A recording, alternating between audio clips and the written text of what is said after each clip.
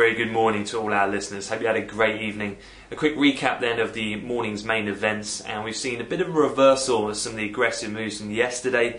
The equity markets are seen marginally higher ahead of the North American Open. The Euro's also recovered some of the roughly 150 pip loss we saw in Wednesday's session, and as such the 10-year yields in likes of Spain and Italy are easing off slightly from the aggressive spike yesterday. Nothing really new fundamentally to push these moves, more of a bit of a bounce and profit taking on the respective asset classes. However, in terms of speakers, we have had ECB's head Draghi speak today.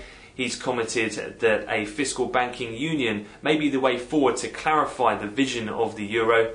That was quite an interesting comment from him.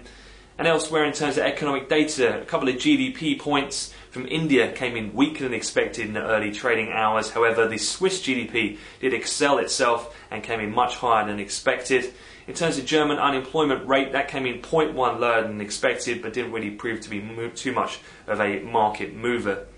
Looking ahead though towards to the US session, it's going to be quite busy. 1:30 London time sees the weekly jobs data.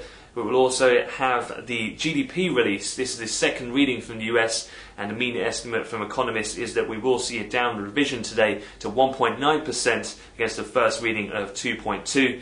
We also have Challenger jobs and ADP employment change, all to come of course ahead of tomorrow's release of non-farm payrolls. Elsewhere, in terms of European things to keep a close eye on, is the Irish referendum today. That has already begun. Those votes have been started to be submitted earlier this morning, but the actual polling won't close until 10 p.m. this evening local time, so results aren't expected until the opening trades in Europe on Friday. Elsewhere as well, with the ongoing political turmoil in Greece, and these latest polls have indicated New Democracy is now back in the lead, but again, these have been somewhat conflicting from the various that have been coming out over the last couple of days. One thing of particular note is the Syriza party. They will be issuing their party policies at some point today, however, no set time. That pretty much so concludes the opening wrap from me, so I wish you all a great trading day.